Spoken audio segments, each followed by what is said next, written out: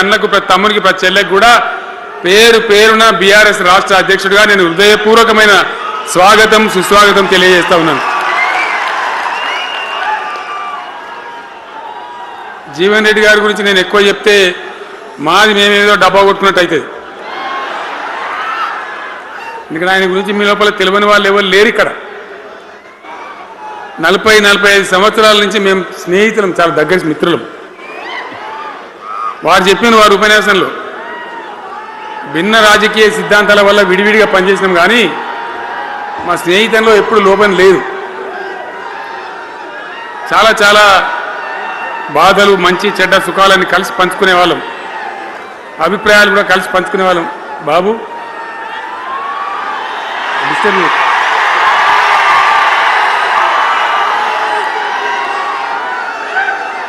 మంది లొల్లి పెట్టడం కూడా కాదురా వారు.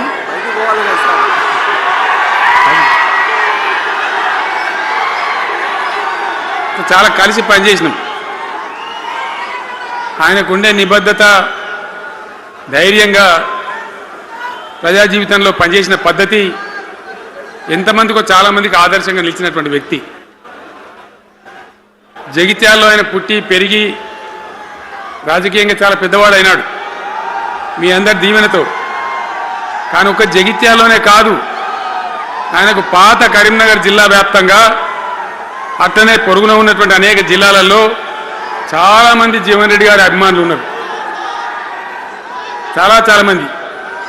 మీరు లొల్లి పెట్టకండి, మీ ఫోటోలే బయటికి పోతున్నాయి.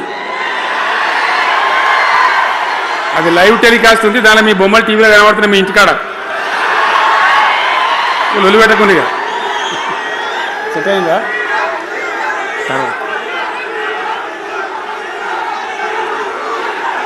సో అట్లా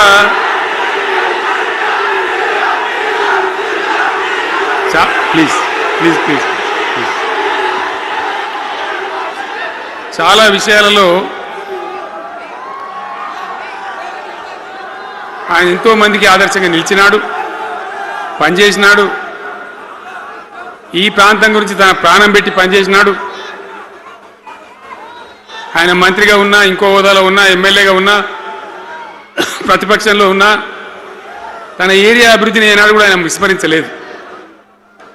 లేకపోతే అన్ని పర్యాయాలు మీరు ఎందుకు గెలిపించారు, ఎందుకంత గుండెల్లో పెట్టుకున్నారు? నేను ముఖ్యమంత్రి అయినా వారు ప్రజాప్రతినిధిగా కరీంనగర్లో జరిగినటువంటి సభకు వచ్చింది. అందరూ మాట్లాడిన చాలామంది, తాను మాట్లాడుతూ ఒకటే మాట కోరిండు. అయ్యాక బోర్నపల్లి అనే కాడ గోదావరి మీద ఒక బ్రిడ్జ్ అవసరం మాకు, అది కంపల్సరీ కావాలి అంటే నేను ఇక హోదాలు బీదాలని మర్చిపోయి ఏంది జీవన్న మళ్ళీ చెప్పండి అని చెప్పిండు ఆయన. వెంటనే అక్కడి నుంచి ఆదేశాలు ఇచ్చి 70-80 కోట్ల రూపాయలు మంజూరు చేసి ఆ బ్రిడ్జి అప్పుడు కట్టించినాం. తన యొక్క నియోజకవర్గం పట్ల, తన ఏరియా పట్ల, తన పరిసర ప్రాంతాల ప్రజల పట్ల ఆయన కనపరిచిన ప్రేమ అదంతా కూడా చాలా అద్భుతం. అందుకే ఆయనకు అంత మంచి పేరు కూడా ఉంది. అది నాకంటే మీకు అందరికి బాగా తెలుసు. ఈ మధ్య వీళ్ళందరూ తయారైంది కదా, ఎవరు అంటే సర్వేలు చేసి ఇస్తారు. జీవన్ రెడ్డి గారు బీఆర్ఎస్లో చేరితే ఎట్లా ఉంటుంది ఏం కథ అని ఒక 2-3 వచ్చి సర్వేలు చేసింది. మీ నియోజకవర్గం కాదు, మీ నియోజకవర్గంలో ఆడం బాంబే పేలిపోయింది, దానిలో మాటనే లేదు. అసలు జగిత్యాల నియోజకవర్గం గురించి చర్చ లేదు. కానీ వాళ్ళు ఏం చెప్పినా సర్వే వాళ్ళు పక్కనున్న సొప్పదండి కావచ్చు, ధర్మపురి కావచ్చు, మేరిట్ల కొట్టుపల్లి కావచ్చు, ఇంకా చాలా చాలా కాన్స్టిట్యున్సీలు కావచ్చు, చాలా ప్రభావం ఉంటుంది జీవన్ రెడ్డి గారిది. ఒక అద్భుతమైనటువంటి దీంతో రాజకీయమైన ఇది వస్తుందని చెప్పి వాళ్ళు సర్వే చేసి చెప్పినారు. అది జీవన్ రెడ్డి గారికి ఉన్నటువంటి విశిష్టత. ఒక నియోజకవర్గానికో 10 మందికో కాకుండా తనకు ఏ హోదా లభించినా, ఏ హోదాలో పనిచేసినా చాలా బ్రహ్మాండంగా ఆయన ఇక్కడ ప్రాంతం కోసం తపన పడ్డాడు. ఒక ఉదాహరణ మీకు కనపడుతుంది.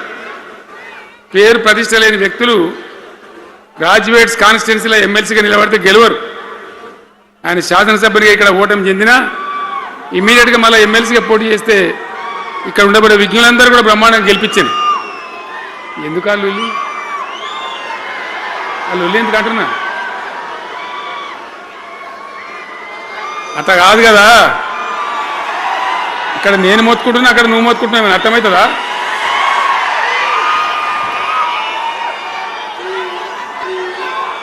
ఏయ్ అగవా బాబు.